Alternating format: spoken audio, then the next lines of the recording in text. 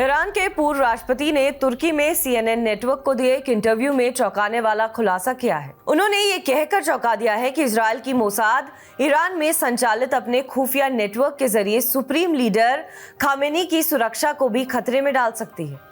उन्होंने इसके लिए 8 साल पहले का एक उदाहरण दिया है, जिससे ये समझा जा सकता है कि मोसाद ने ईरान के भीतर अपनी जड़ें कितनी गहरी जमा ली हैं। अहमदीनेजाद ने बताया कि ईरान ने देश के भीतर मोसाद की गतिविधियों से निपटने के लिए एक विशेष यूनिट की स्थापना की थी, लेकिन बाद में ये पता चला कि इस यूनिट का प्रमुख स्वयं एक इजरायली एजेंट था और 20 अन्य एजेंटों के साथ मिलकर उसने 2018 में महत्वपूर्ण परमाणु दस्तावेज चुरा लिए थे।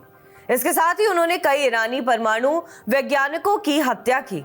उन्होंने ये भी दावा किया है कि पकड़े जाने से पहले सभी एजेंट ईरान से भागने में सफल रहे और अब वे इजराइल में रहते हैं। न्यूयॉर्क टाइम्स के मुताबिक 6 साल पहले एक साहसिक अभियान में मोसाद एजेंटों ने आधी रात को तेहरान के एक गोदाम में घुसपैठ की और ईरान के परमाणु हथियारों के विकास का विवरण देने वाले 1 लाख से ज्यादा दस्तावेज चुरा लिए। सिर्फ 6 घंटों के दौरान 2 दर्जन से अधिक एजेंटों ने दस्तावेजों तक पहुंचने के लिए गोदाम के अंदर तिजोरियों को काट दिया, जिन्हें बाद में अंतर्राष्ट्रीय परमाणु ऊर्जा एजेंसी द्वारा प्रमाणिक के रूप में सत्यापित किया गया। इसके बाद प्रधानमंत्री नेतन्याहू ने घोषणा की कि उनके देश ने ईरान के परमाणु हथियार के लिए प्रयास से संबंधित फाइलों का एक खजाना प्राप्त किया है। उन्होंने तेलवीव में एक मंच से उन दस्तावेजों की प्रस्तुति दी।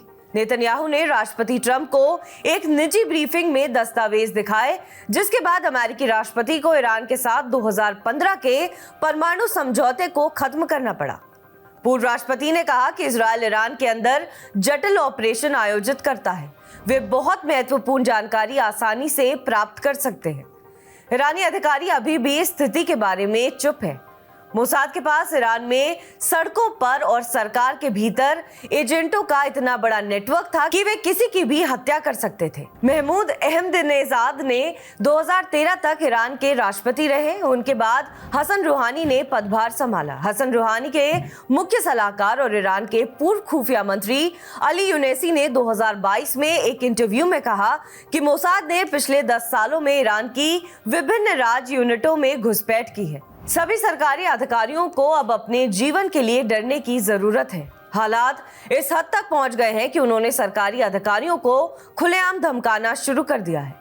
खुफिया मंत्रालय में काम करने वाले व्यक्ति के रूप में यह स्थिति मुझे पीड़ा पहुंचाती है।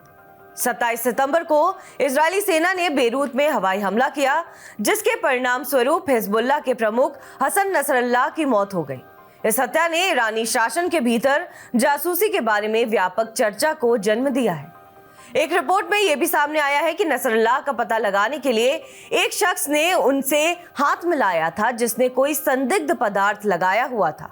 वो पदार्थ नसरल्लाह के हाथ पर लग गया और उसके इमारत में पहुंचने के 2 मिनट के बाद ही इजरायली वायुसेना ने बमबारी कर दी। बहरहाल इस खबर पर आपका क्या कुछ कहना है, हमें कमेंट करके जरूर बताएं। बाकी देश और विदेश की तमाम बड़ी खबरों के लिए आप देखते रहें TV9 डिजिटल।